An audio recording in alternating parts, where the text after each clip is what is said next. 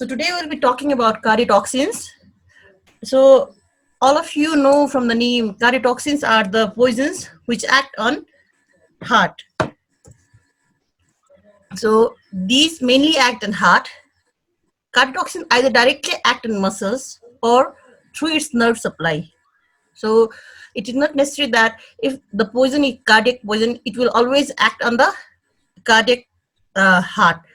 It can either act on nervous system, which will later affect the heart. Then the poisoning will occur. So we'll be studying various types of poisoning of regarding the cardiac poison. There are lots of varieties, but today we'll be studying about oleanders, aconite, nicotine, and digitalis. These are the four important cardiac poisons which we'll be studying. Oleanders. Oleanders are the plants that comes under the family Apocynaceae. These are the ornamental shrubs found in Nepal and India. If you go to temple, you'll see the plant over there. It's very easily available. The active principles of these oleanders are its cardiac glycosides. So there are three main varieties of the oleanders which we'll be studying briefly. First one is Cerbera thebacea. Another one is Nerium odorum. Third one is Cerbera odalum. This photograph I'm showing right now is of Cerbera thebacea, also known as yellow oleander. This is Nerium odorum, also known as pink oleander. The third one is Cerbera odalum, also known as suicide tree. So first we'll be studying about Cerbera thebacea. Cerbera thebacea is the botanical name or the scientific name, which is very important because this comes in the exam. The common name of Cerbera thebacea is yellow oleander, also known as sometimes lucky nut, pila kaner, or pohelo kanel in Nepali. There are various active principles in this Cerbera thebacea. The one is cerebrine, thebatein, thebotoxin, and nerifolin.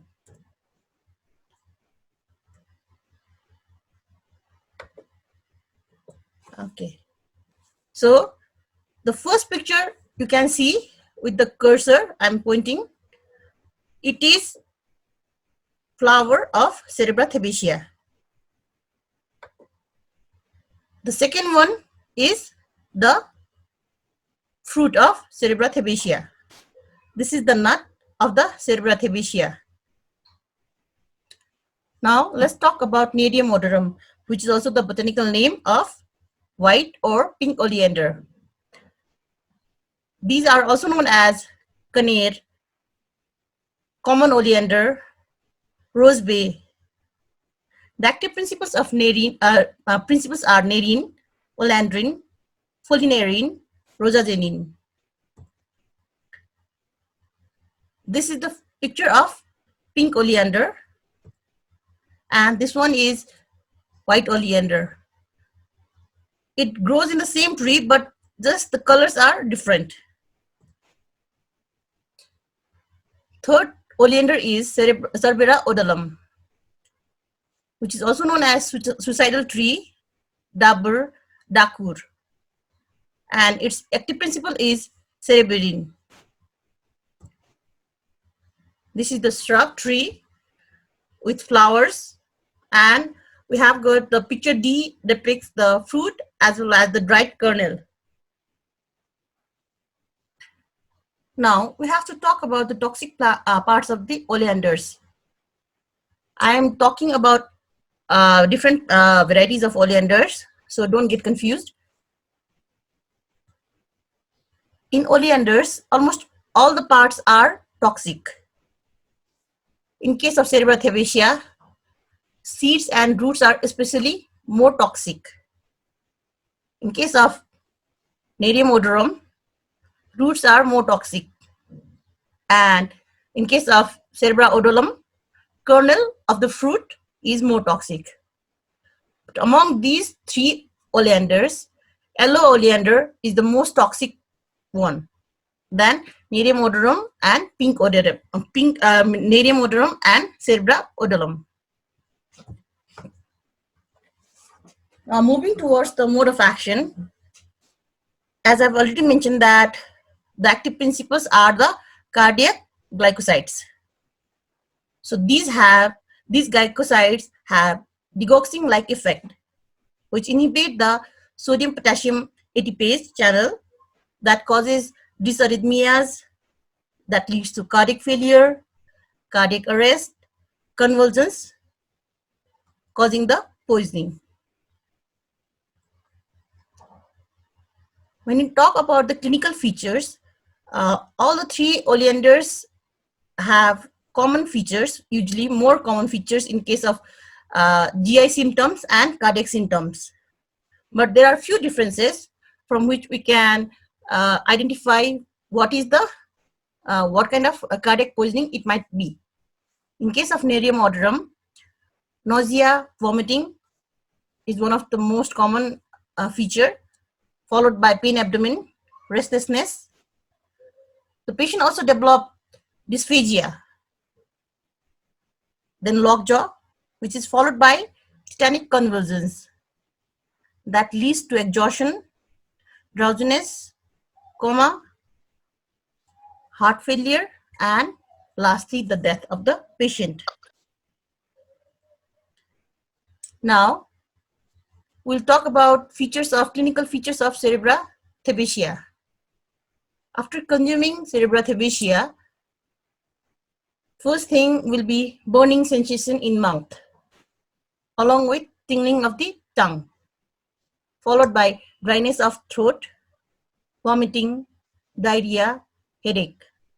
The pupils are dilated.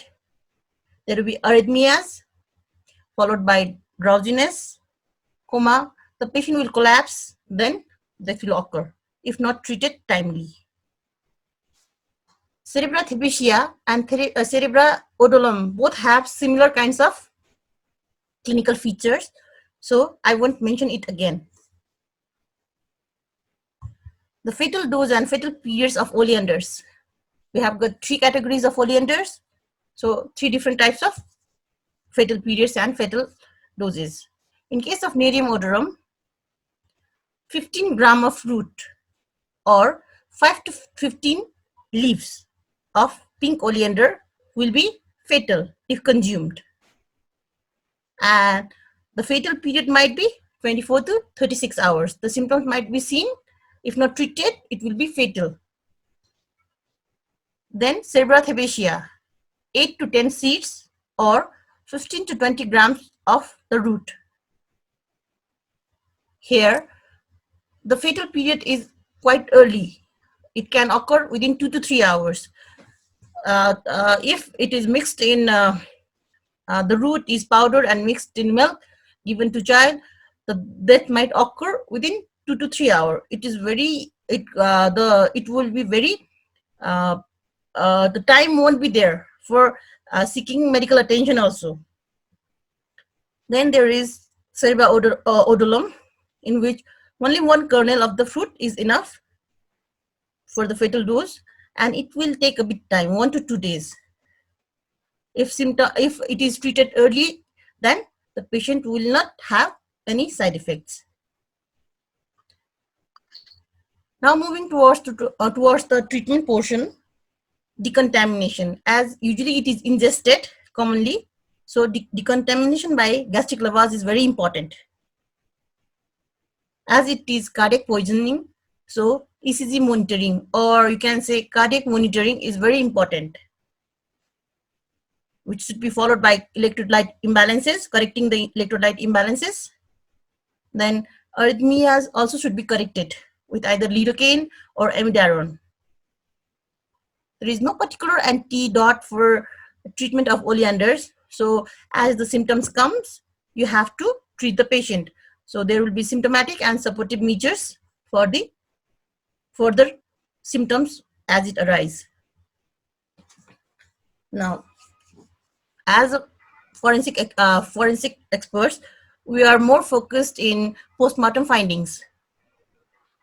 There are few differences in the clinical features of the cerebrothalamus and nerium odorum. So obviously there will be few changes in the postmortem findings. First, let me talk about cerebrothalamus. There will be gastrointestinal irritation, which leads to congestion. Also, there will be congestion of viscera. There will be generalized venous engorgement. Also, in the heart, there will be subendocardial hemorrhage. In cases of nerium odorum or pink oleander, there is no such specific findings seen, but in the heart you will see the petechial hemorrhages, which is one of the characteristic feature. So in case of cerebrothalamus, there is subendocardial hemorrhage. In case of nerium odorum, it is petechial hemorrhages. The patient who have consumed cerebrothalamus and have died, and if they have been cremated, then it is difficult. But if they have been buried, then as the poison retards putrefaction, even after exhumation through the chemical analysis, traces of cerebrothalamus can be find out. We can find out the traces of cerebrothalamus. In case of nerium odorum, if the body is cremated, as the poison is heat resistant, it can be detected in the ashes of burnt dead body. So we can find out the poison even if the patient is either buried or cremated. The medico-legal importance of oleanders are they are commonly used for suicide in rural areas because it is easily available. Accidental poisoning can occur from ingestion of powdered root or decoction for treatment, and these commonly occurs in children.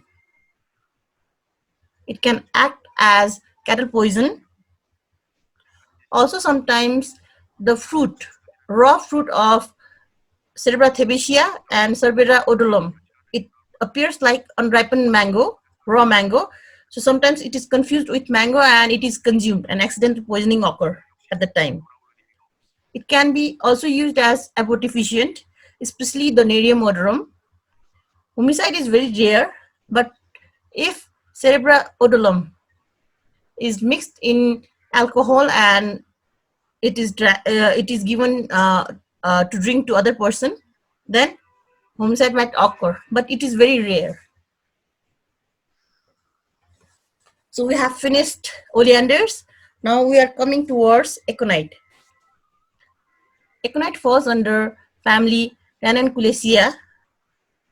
It is a plant which has large herb with palmate leaves, and it has got white or blue showy flowers. It looks very pretty. Its name is monk's foot, pulsebane, mousebane, helmet flower, mitha zahar or mitha bish in Hindi, sweet poison. We can also tell it sweet poison. I'll show you the photograph. See, the flower is kind of hooded. That is why the name is monk's hood. This is the flower along with the shrub. It has got long leaves. So this is one of the picture of the aconite plant in the flower.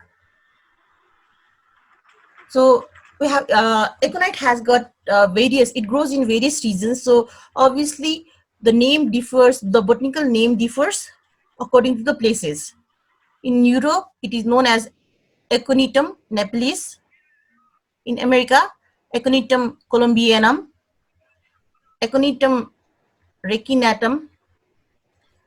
But we are concerned about the Indian species, which is Aconitum ferox, Aconitum chasmanthum, Aconitum cordatum and Aconitum balfouri, because these are the species which are found in our region also.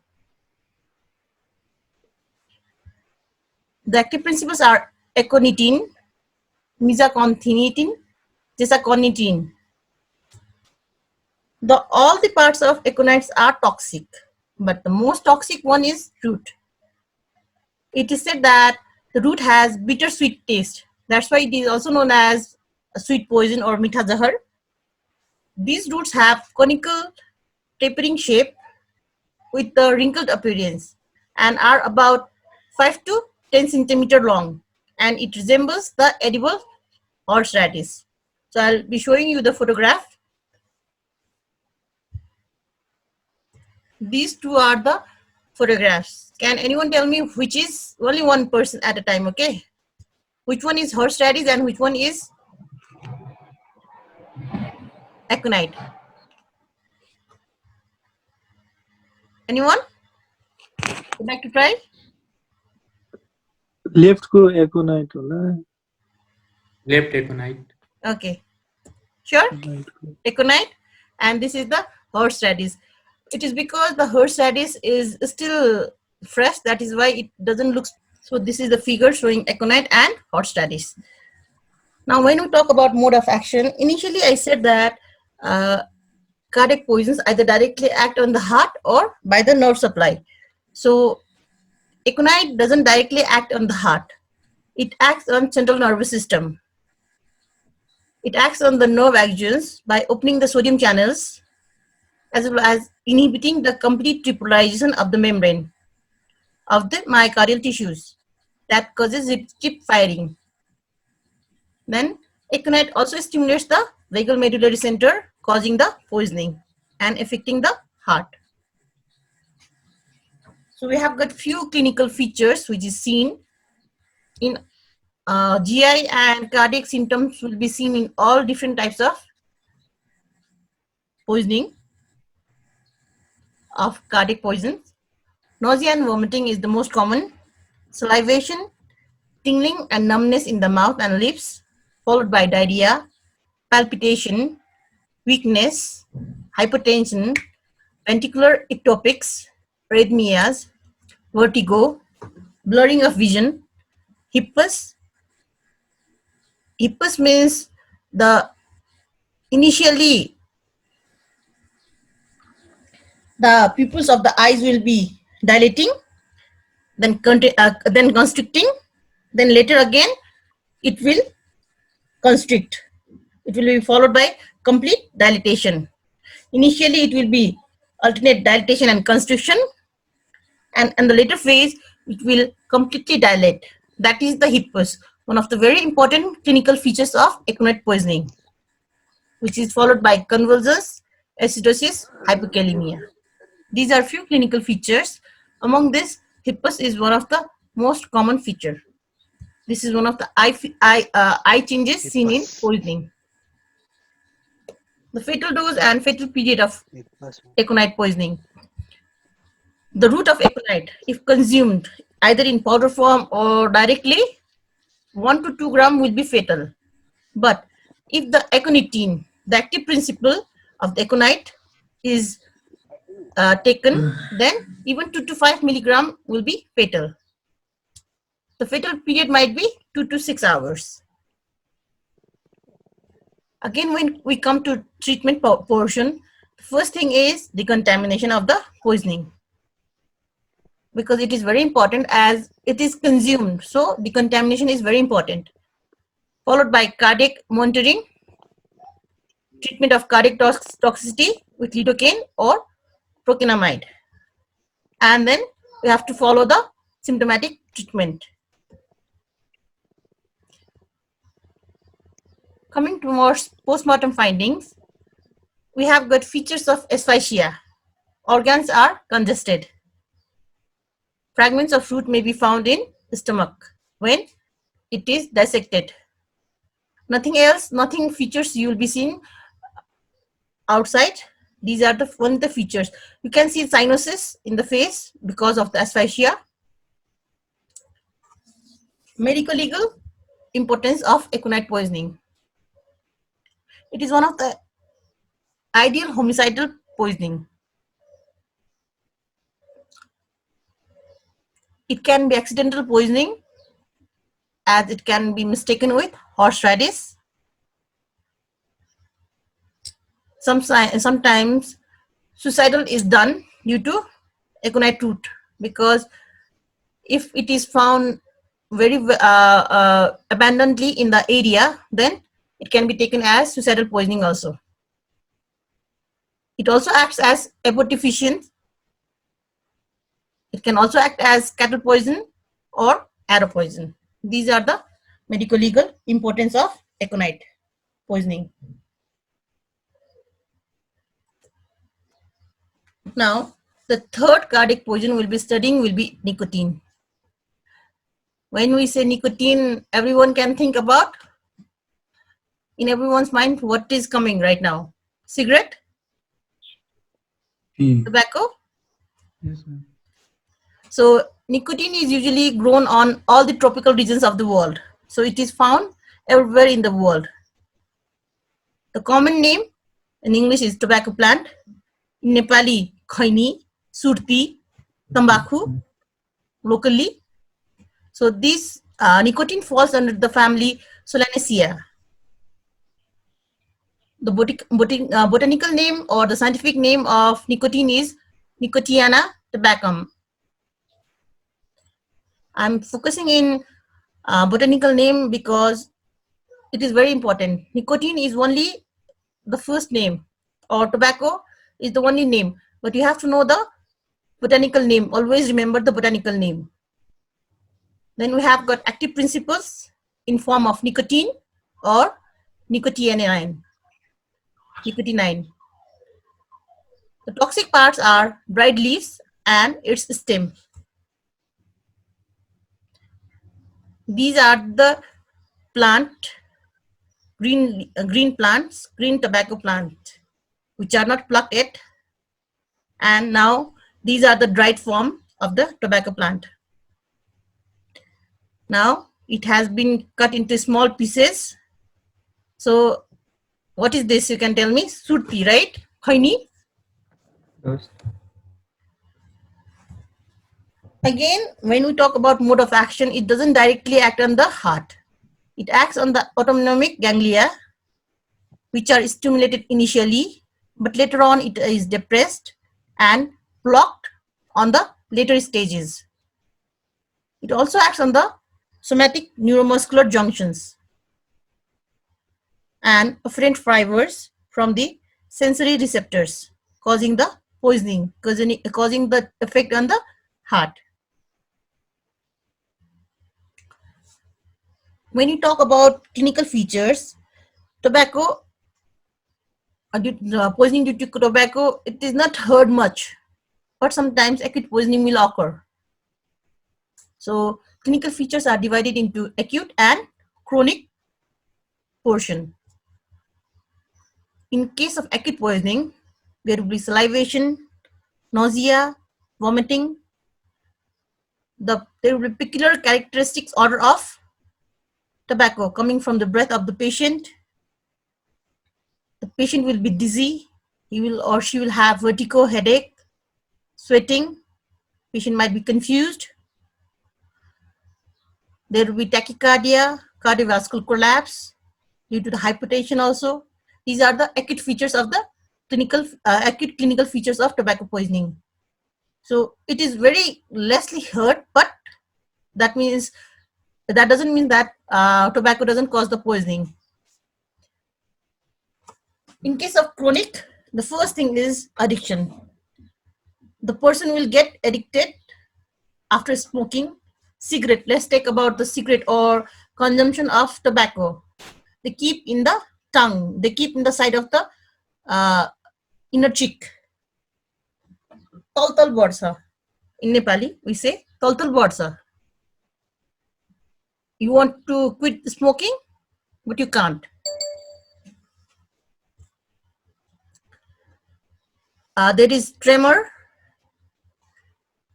insomnia, palpitation, headache, These are the effects due to chronic effect of the tobacco poisoning. It doesn't come at once. Cumulative effect will be there. Later on, the patient might also suffer from oral or lung cancers. It is not necessary that all smokers will suffer from oral or lung cancers, but chances are increased now. They might suffer from Burgess disease. The chances are increased now. Fatal dose and fatal period of tobacco. We are talking right now about the acute phase. We are not talking about the chronic phase. In case of nicotine, nicotine is the active principle. That nicotine 60 to 100 mg will be fatal. If taken tobacco, 15 to 30 gram will be fatal. Fatal period might vary. Sometimes the person might react within minutes, or it might take few hours to react with the poisoning due to tobacco. Now, when we talk about treatment, again, in case of acute poisoning, decontamination is important, followed by cardiac monitoring, cardiac support, because cardiac arrhythmias was there, tachycardia was there, cardiovascular collapse was there. So it is very important, followed by supportive measures. Symptomatic treatments should be done in case of acute poisoning. Now, when we talk about chronic poisoning, we don't have to treat it immediately like doing decontamination, because in chronic poisoning, decontamination doesn't work. So the first thing is the patient becomes addictive. So now withdrawal of the or stoppage of the tobacco use should be done. Withdrawal should be done. But as the patient is addicted, he or she won't be able to withdraw it immediately. So tapered therapy should be done. So when the patient if a smoker doesn't smoke, what will happen to him? He will be very anxious. He might not be able, or she might not be able to sleep. Insomnia will be there. The patient will be suffering from headache, loss of energy. They think that they don't have energy, they don't have any mood to do anything. They will be sweating, tremors will be there, palpitations will be there. So these are effects of withdrawal of chronic use of tobacco. Then you go to the tapered therapy. As one person cannot immediately stop, so you just lower the dose. You lower the if you smoke, or the patient smokes 10 to 20, let's say 20 sticks per day, then reduce it to 15. Gradually reduce it to 10, 5, 1, 0. Like that, tapered therapy is done. Then another is psychotherapy. Obviously, the patients will be needing psychosocial counseling. It is very important for the moral support of the patient. It is very important. So psychotherapy is done. This is the treatment of chronic poisoning effect due to the tobacco. Now, when we talk about postmortem findings, we can see brownish froth from mouth and nostril. It is usually seen in cases of acute cases.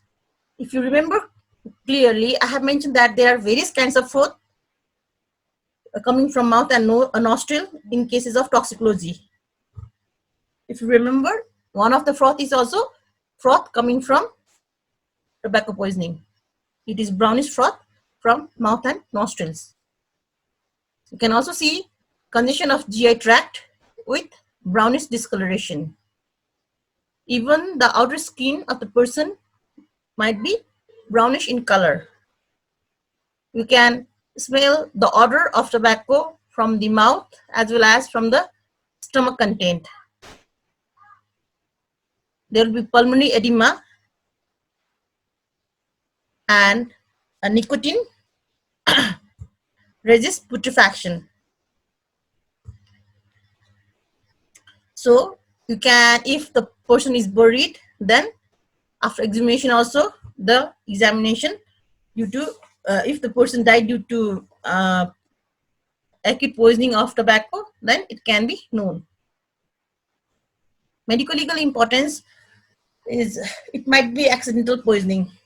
Suppose, say, in children, they didn't know, they just found it somewhere placed in the home and just they consumed and chewed it. Accidental poisoning might occur. It is one of the most commonest drug of abuse because it is easily available. In every shop you go, there is available of cigarettes, tobacco. It is not necessary that it doesn't matter. Here we don't have particular law or like that that says that you cannot buy. Even if you send a child to purchase, the shopkeeper will give you this packet of cigarette or the tobacco. It doesn't matter. Suicidal and homicidal cases are rare, but even though suicidal and homicidal cases are very rare, the chronicity, if the patient have been consuming tobacco for a long time, then it might lead to lung cancer, as I've already mentioned, mouth cancer, Buerger's disease, even tobacco heart. There is a condition known as tobacco heart. This is your assignment. You have to find out what's tobacco heart. And even the female who is pregnant and is continuously smoking, that might lead to abortion. Even sometimes what happens, tobacco, juice of tobacco, if applied in the nipple of the breastfeeding mother, it will act as poison to the child. If the child is if the child will be breastfed from there, then infanticide might also occur, or accidental poisoning might occur. Now, this is the last one of today's cardiac poison, digitalis. It comes under the family Plantagenesia. The common name or local names which we call it is foxgloves, common foxglove, purple foxglove. The botanical name is Digitalis purpurea. It has got 4 active principles, which is digitoxin, digitalin, digitaline, digitonin. In case of digitalis poisoning, all the parts are toxic, but its root, leaves, and seeds are the most toxic one. This is the flower of Digitalis purpurea. This is the plant. It looks so beautiful, but it is lethal. It is toxic. The mode of action. Digitalis directly acts on the heart. The cardiac glycosides present in digitalis directly acts on the heart muscles, which prolongs the diastolic period and improve the function of the failing heart. In case of toxic doses, the excitability of the heart will be there with extra systoles, causing collapse of heart. The clinical features, again, there will be GI and cardiac symptoms will be there, which is similar: nausea, vomiting, pain abdomen, burning sensation, diarrhea. Then we also have bradycardia, extra systoles, ventricular tachycardia, atrial fibrillation. There are few neurological signs and symptoms like headache, fatigue, confusion, anxiety, depression, delirium. The person might have labored respiration, there will be blurring of vision. Also, the person will suffer from photophobia. There will be skin rashes. It's not necessary that patient will only consume. Sometimes by touching the flower also, by touching the plant also, the rashes will be seen. The fatal dose and fatal period of digitalis are, if the plant digitalis is there, it if consumed 2 to 3 gram, then only it will be fatal. But if the active principle, digoxin, then only 5 mg is needed. If it is digitalin, only 15 to 20 mg is needed. And if the plant is dried and make powder, 2.5 gram will be fatal enough to 2.5 gram will be fatal enough to cause death of the person. Fatal period also might vary. The person can die within 1 hour, or they can sustain even up to 24 hours. So if the person gets treated on time, he or she might get saved. All the treatment modalities of cardiac poison are similar. First one is decontamination, followed by cardiac monitoring, ECG monitoring, if there are arrhythmias, correction of arrhythmias, if there is electrolyte imbalance, correction of electrolyte imbalance, symptomatic treatment. Accordingly, we have to do the symptomatic treatment for all the cardiac poisons. Postmortem findings, we don't have any particular postmortem findings in this dialysis also, but irritation of gastric mucosa can be seen. When the stomach is opened, leaves or seed, remnants of the leaves or seed of digitalis might be found in the stomach. That is the postmortem findings. You won't see any specific changes. You won't see any spatial changes.